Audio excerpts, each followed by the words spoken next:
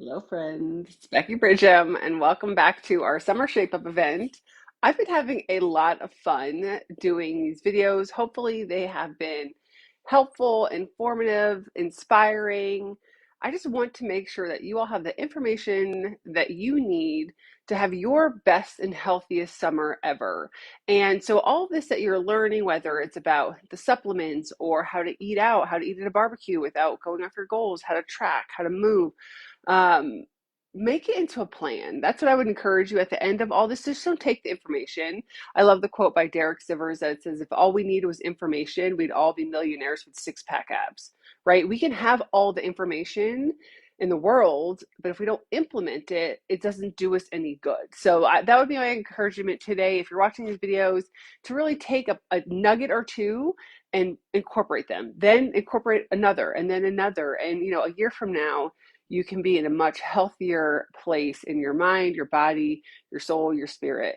So that's actually one of the things that we're talking about today is how to get the most out of your movement. Now, I don't know if you have seen this or friends like this, or maybe this is you, that I see lots of people who are super consistent with their gym going or their workouts, but they're not making any progress. So, for example, I've been going to the gym every day for, I don't know, I say 20 years. It's probably been more than that. And you see the same people over and over because I'm there every day. And there are, people that I'll see that year after year after year, they're there, but they're not changing. Their bodies aren't changing. Their physique isn't changing. It doesn't look like their attitudes are changing. And so the whole point is you want your time to count. If you're going to take time out of your busy day, your busy life, that, there's an opportunity cost. When you take time to go to the gym, you're taking time away from hanging out with your spouse or your family or your friends, right? So you want that time to count. And that's what we're going to talk about today in four major categories. So we're going to talk about walking, we're going to talk about lifting, we're going to talk about mobility and flexibility, and then we're going to talk about, why can't I think of it? Cardio. That's the one that we always think about. You think, oh, I'm going to go to the gym. You're going to get on the treadmill. You're going to get on the bike. You can visualize that. But all four of these areas are super important to your overall health. And I will share, I have already done all four of these today. So that's not to brag. That's not to say like, hey, look at me. I'm this like fitness guru. No. It's just to say that you can incorporate this pretty easily. So I went to the gym today. I did 30 minutes of lifting. I did about 25, 30 on the spin bike, walked around the track a few times, stretched for 10 minutes, and then I came home and I walked my dogs as a second, add on, because one, they need a walk. They're huskies. So all four of these I have already hit today. And it's not like I'm spending my whole life working out. So these are things that you can easily incorporate into your routine. Okay. So the first we're going to talk about is walking. And I will say that I think this is probably the most important one because anyone can do it. If you're just starting out on your fitness journey, maybe you have a lot of weight to lose and you don't feel physically able to get on a treadmill or get on a bike or to even lift weights, or you can't even touch your toes. That's okay, but you can walk. You walk from your couch to your fridge, you can walk around the block. Okay. So it's something that anyone can do and it can benefit anyone too. So you could be the Rock, Mr. Muscles himself, and still benefit from walking. The beautiful thing is walking is easy. You could do it consistently. You could do it anywhere. You don't need equipment. You don't need a gym membership. You can make it social by going for a walk with your spouse. With your best friend, you could take your kids on a walk while they ride their bikes, or you push them in the stroller, or get your dogs outside. Walking, anyone can do any time of the year if you have the right gear. And I will vouch for that because now having dogs, I have to walk 365, and that's with hats and gloves in the winter and extra water in the summer. So you can do it anytime, anywhere, with any body you can walk. And the benefits are tremendous. It's good for your heart. It's a full body workout. It's easy on your joints. It's not hard. It's not strenuous, but it does help your whole body as well. And another thing is it is also a great secondary workout. So say you have your workout plan, you're like, hey, I'm doing this workout program I'm following. Adding a walk on at the end of the day, the beginning of the day, at some point, a 30 to 45-minute walk is a great additional way to burn calories. Again, get outside. It reduces stress because you're out in the sunshine or the fresh air, and it doesn't increase your appetite. Okay, so that's a way that if you're already working out and you have your goals set where you're like, hey, I have my tracker set that I get this many calories, this much protein for a workout a day, and you add in a walk, it doesn't make you any extra hungry. Now, if you're an athlete or you've done workouts before, you go do a half an hour of a HIIT training or you go run around the block, you come home an hour later, you're starving. Your body goes into that, like, I need more nourishment phase. Whereas a walk around the block, a 30-minute leisure walk is going to burn calories, but it doesn't give you that same sense of like, I need to replenish. So it's a good way to burn bonus calories. So if you're working on a fitness goal and you want to level it up, you don't have to do twice a day hard workouts. Add a walk in. So how can you get the most out of your walks? That's the whole point of this video, is how can we get the most out of our movement, is be consistent. I would challenge yourself to walk for 30 to 45 minutes every day for a month and see how you feel. Especially if you're going to do that with a spouse or your kiddo. If you have a teenager, take them on a walk with you. They will talk your ear off if you go without earbuds. And it's also a connection time. But after 30 days of getting outside consistently and moving your body, you will feel better. So consistency is key with this. Again, it doesn't have to be complicated. It doesn't have to be fast. You don't have to do incline walking or wear a vest. Like, those are things you could always add on. But the goal is to just walk every day if possible. Now, of course, if it's raining, you have to go at a different time of day. We have to schedule around the heat of the day if we're taking our dogs out. Get smart about it, but I would challenge you to commit to that. To get the most out of it is to do it most consistently, okay? So the second thing we're going to talk about is lifting weights. Now, I have been lifting weights for, I mean, it's almost 30 years, which is crazy because I am 42 years old. And I probably started lifting weights consistently in high school when I was probably around 14 or 15, which is ironic because now my daughter is that age and she lifts weights with me, which is super cool. But so almost 30 years I've been lifting weights, but doing that for that long, being in gyms, being in communities of women, you hear and you see some of the reasons that women don't lift. And I'm going to tell you those, and then I'm going to tell you why they all should lift, okay? And we're going to talk about what lifting means. But some of the reasons that they don't lift is, one, they don't feel like they know how. They don't know, they feel intimidated going into the gym. It feels like, I don't know what I'm doing. I'm in the way. But there's so many great home workouts now too. Like, some of these are just excuses, but I can see that if you've never done this before, you don't know what you're doing, it can feel intimidating.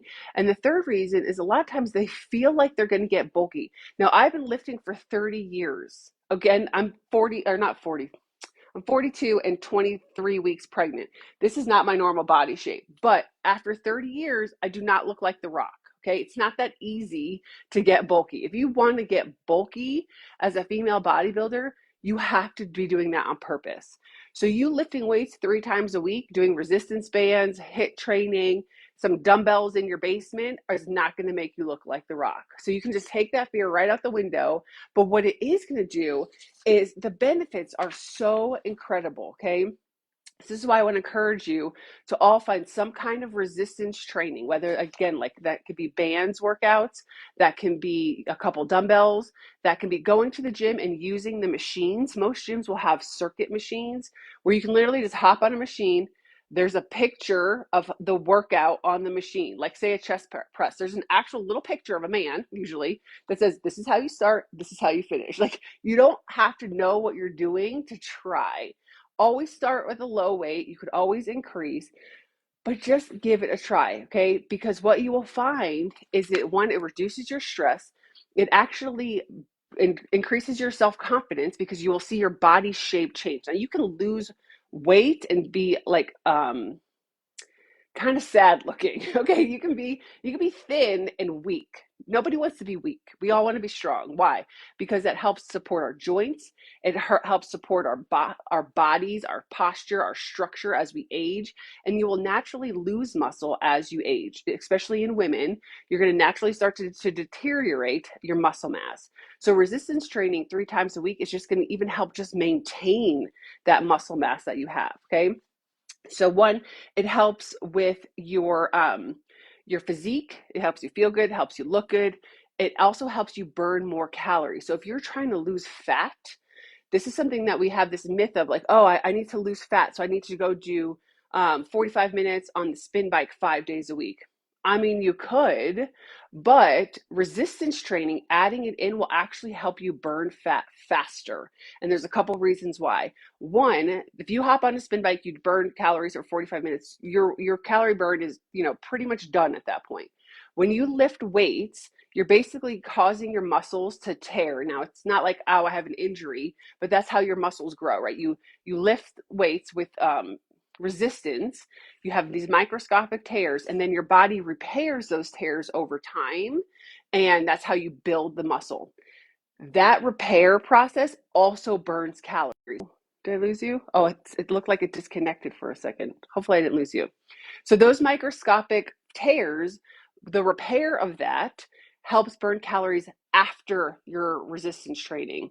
So one, it elongates your training and it helps build muscles long term. Also, muscle on your body burns more calories at rest than fat. So when you drop some weight, you and build muscle, you actually get to eat more food because your muscles need more calories to survive. So it's actually a win-win. Like, hey, I get to lose weight and I get to eat more food. And that's something that could be, incorporated in your food tracking as you lose weight and gain muscle. But there's just so many benefits to lifting weights. You can tell I'm super passionate about this because it just works. It makes you feel good. It makes you look good. It's good for your body. It's good for your mind. Okay. If you have any questions, I'm happy to answer them because, again, it can be intimidating. I will say that if you don't know what to do, hop on Instagram, hop on Pinterest. In our First Form app, there are built-in workouts for beginner, intermediate, and advanced, all with different types of resistance training. So HIIT, bands, gym workouts. So you have a resource there that is way more than I can provide, like in a chat. But I'm happy to help if you have any questions. Okay. So how to get the most out of your resistance training is 3 times a week. 3 times a week minimum. Something that makes you strain your muscles. And this is what I'm also going to say. When you are hitting the gym or you're doing your workout at home, make sure you're challenging yourself because you can go in and get a band and be like, okay, yeah, I did it. Great. I did my resistance training. That will maybe maintain, but if you want to get to the point where you're challenging yourself, where those last few are hard, okay? Now that's not saying go into the gym and pick up a 45-pound weight and pull out your shoulder. But if you get there and you lift a 15, you're like, oh, I can do this pretty easily. Go up to 17, go up to 20. You want to get to the point where you're increasing the weight you're lifting or the reps you're doing consistently. And again, you're not going to look like The Rock. Do not be afraid. Like some of the weights that I pull are like 45 and 50s, and I'm still pretty lean. And I'm not bulky. Okay. So just take that fear right out. I keep having to say that because I think people get nervous that if they chest press 50 pounds, they're going to all of a sudden look like a dude. You're not. You're a beautiful woman, resistance trained, and it will make you even more strong in your body. So the next one we're going to talk about is cardio. Okay. So this is one that we automatically think of when we think of exercise. Oh, cardio. I'm going to run. I'm going to jump rope. I'm going to spin. I'm going to do a rower. I'm going to swim. There's so many forms of cardio that we go to or that we know. Like when we think of exercise a lot of times, especially through, the 80s and 90s, even HIIT training, got popular probably in the last couple of decades. It's a natural form of exercise that we think of. But I also want to really encourage you to think of why cardio is important. So we've talked about walking, anybody can do it anywhere, anytime. Resistance training, it's going to build muscle, it's going to help your body. Cardio, yes, it helps burn fat, but the number one reason that this is important to incorporate into your plan is your cardiovascular health. Okay. It's about your heart, your lungs, your circulatory system. Getting that moving is just as important as it is to move our arms and legs, right? Cardiovascular means with oxygen. So that's the type of workout that's going to kind of make you breathe heavy. So again, how to get the most out of your workouts. If you're hopping on the spin bike, staring at your phone for an hour and you're not feeling your heart rate raise or you're not breathing any heavier, you're probably not doing much. So you want to make sure as well when you're doing your cardio, not that you're killing yourself, but you want to, again, challenge yourself. So one of my tricks, or one of the things I'll do often, is just like rotate the intensity. So if you hop on a spin bike, okay, I'm gonna just ride for a minute, and then I'm gonna stand and ride a little faster for a minute, and then I'm gonna sit down, and then ride a little faster. So it's a mind game you can play, but also that those intervals of high intensity will get your heart rate up, and it will help you burn more calories quicker. Okay, it's gonna make your workouts count more. Okay, so that's the first thing. Make sure you're actually challenging yourself with your cardiovascular, and also find something that you love, because sometimes you think, well, I got to go become a runner if I'm ever going to lose any weight. You don't. Okay, I don't love running. I try to do usually about a race a year, just so I can keep myself accountable to being able to run and move my body in that way, but it's not my favorite. So guess what? I don't do that all the time. My daughter is a cross country runner. She loves it. That is her jam, right? Me, I would rather spin. I would rather row. I'd rather do some HIIT training. So find one that you love. It could even be Zumba, if that's what makes you happy, but it gets your heart rate up.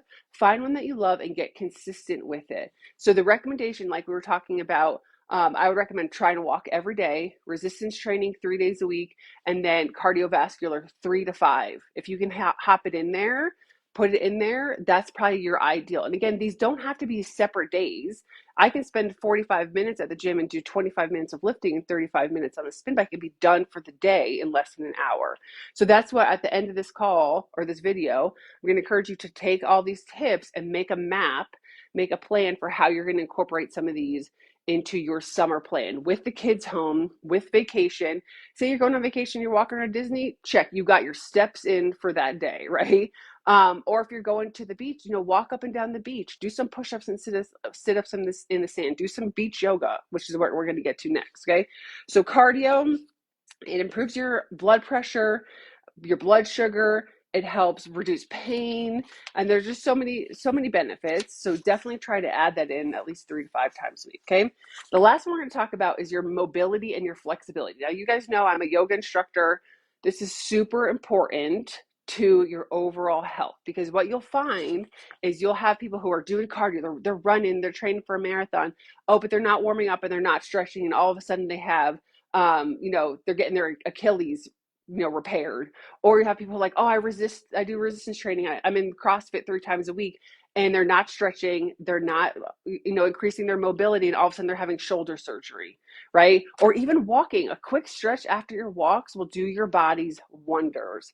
Stretching is super important for so many reasons. Okay, and I'm going to put all the notes for these in the description of the video, in case I miss any. But some of it is, it helps avoid some of those mobility problems. You'll always see, like, sometimes funny jokes about bodybuilders. They can't reach the middle of their back because their muscles are so big, or they can't touch their toes, or they can't reach the toilet paper because they're so big and bulky, but they don't have mobility. So the stretching, the flexibility training, the dynamic stretching. So you have dynamic, which is moving.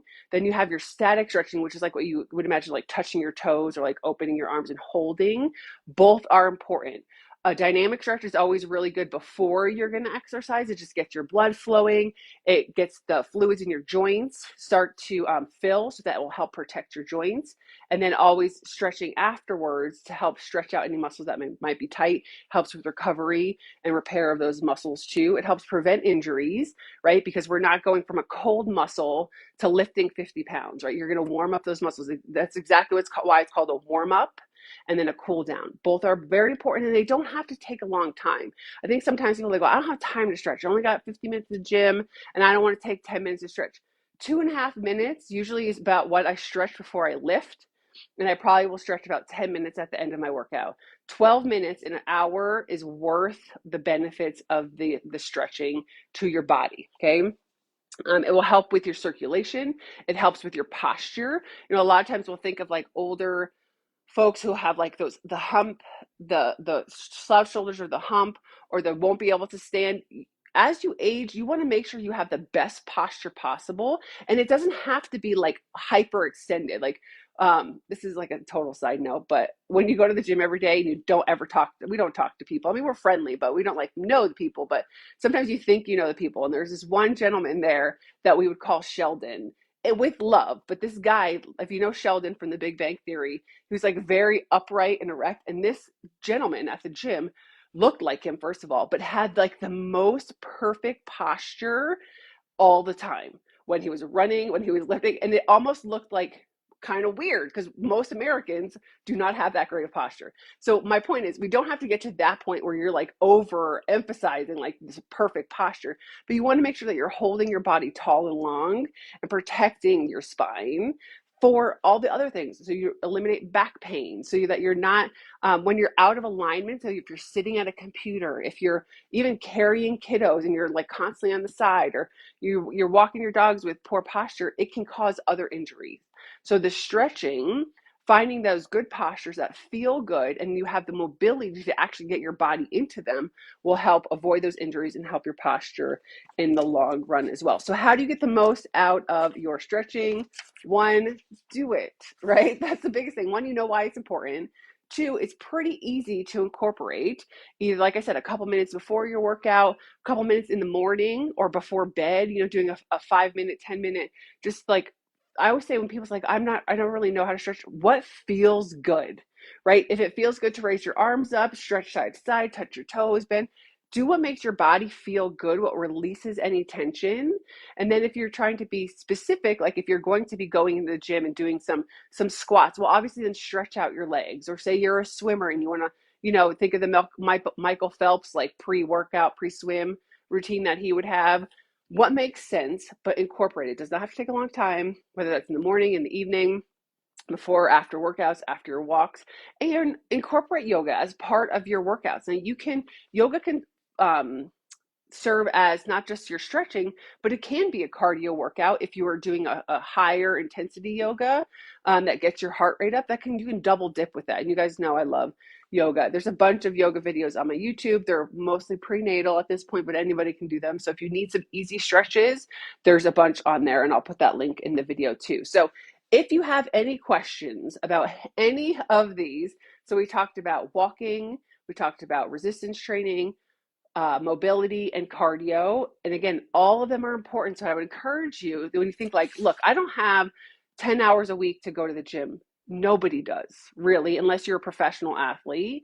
But if you can carve out a half an hour for a walk a couple days a week, 20 minutes in your garage with your resistance bands, 5 minutes stretching before bed, and then build up to what feels good for you and your body, you will feel so much better at the end of the summer rather than not moving, skipping the gym because the kids are home, feeling tight, feeling sluggish, eating all those good barbecue foods, and then at the end of the summer being like, oh, like not feeling your best self. So we want to incorporate these things in our summer plan in sustainable ways that are consistent to feel our best. So again, let me know if you have any questions.